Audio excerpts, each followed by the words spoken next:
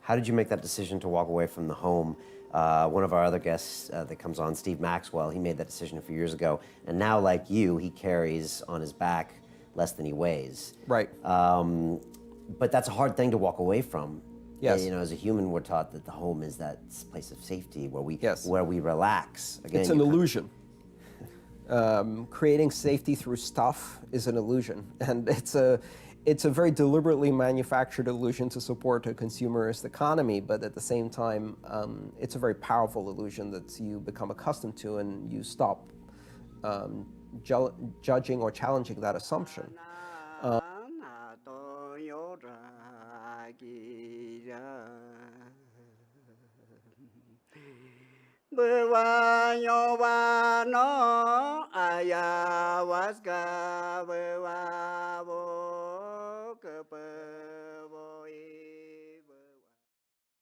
According to Paul Levy, Indian Indigenous describe our societal cognitive polarization as the root cause of our materialistic collective psychosis and call it Wetiko. Based on its investigation, today let's allow ourselves to connect more dots and delve even deeper as we have identified the very primal fear every human was born with. And this will be the topic of this presentation. Indigenous refer to it as a psychosis because we can't find a way to override the mindset fueling ecological destruction. Of course, we all know that the solution is to embrace a lifestyle in harmony with nature and also end all transactions pillaging the planet. But no lawmakers will ever condone such a move because the whole system is addicted to money.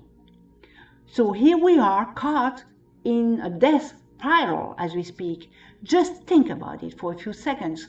Now that you are so close to the edge of the cliff, why do we need money exactly for?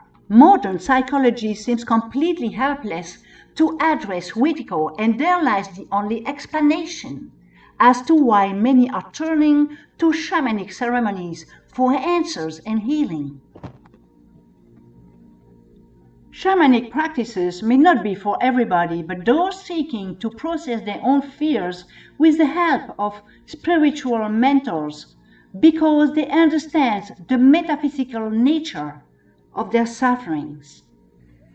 The topic that comes up in the film is a concept called Wetiko, a Native American word for cannibal, not of the flesh, but of another's life, destroying them mentally. Wetiko is what the Native Americans attributed to the Europeans' greed and today's institutions such as consumerism, materialism, and even genocide. According to Paul Levy, author of Awaken in the Dream and Dispelling Wetiko, Wetiko disease is an expression of the convincing illusion of the separate self gone wild. Bewitched by the intrinsic projective tendencies of their own mind, full-blown Wetikos are unconsciously doing the very thing they are reacting to while simultaneously accusing other people of doing it. Projecting the shadow onto others, they will accuse others of projecting the shadow onto them. Our education system gives a great deal of attention to personality disorders, for example, yet remains completely silent about the materialist root causes of neurosis, and which we all share since it is embedded in our subconscious by the system. The topic is clearly taboo, but that doesn't need to be so, of course, because knowing about it could help prevent conflicts across the board. We could teach children as how to transcend it, using arts, sport, or even mindfulness. It is well known today that traumas mainly repeat themselves when they remain unidentified or ignored. Precisely what we have been doing since about eons. Perhaps should we start looking at the world crisis from another perspective this time? Life from ownership of stuff to experience and human relationships. And you don't need the stuff. It isn't secure. In fact, it anchors you and makes you more vulnerable to a crisis.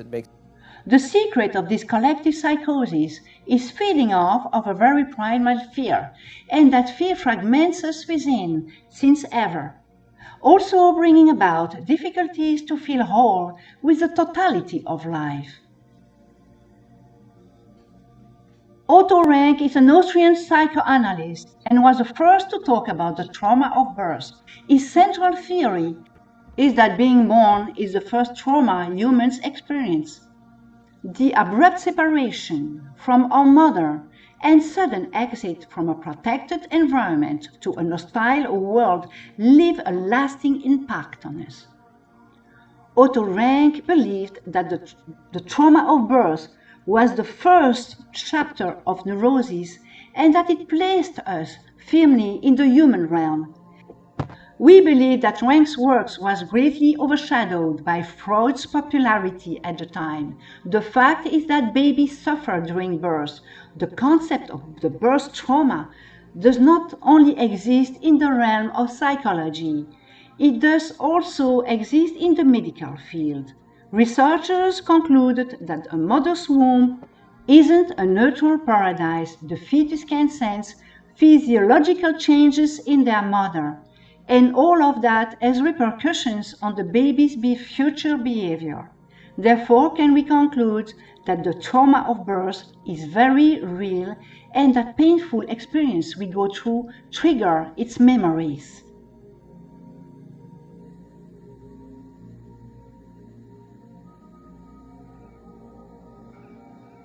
Then comes the second trauma, reinforcing a feeling of cosmic aloneness and generally occurring around 6 or 7 years of age, when a child is able to conceptualize the vastness of the universe. Along with this new awareness comes the perception that life is an endless struggle, that wars are unavoidable, parents won't be there forever. The blackmail to be left behind if refusing to compete. All these realizations are not only cruel, but irrational in the sense that a system change can only happen if a majority wants it. This second trauma definitely anchors the darkness in our heart, spreading Wetiko, that we must watch and endure self-destruction. Our take here, however, is that both the birth and societal trauma are too detrimental to all types of relationships, which can only thrive when self-appreciation relies on the expression of the creative potential. Society has become so narcissistic that distrust and structural violence are its very foundation.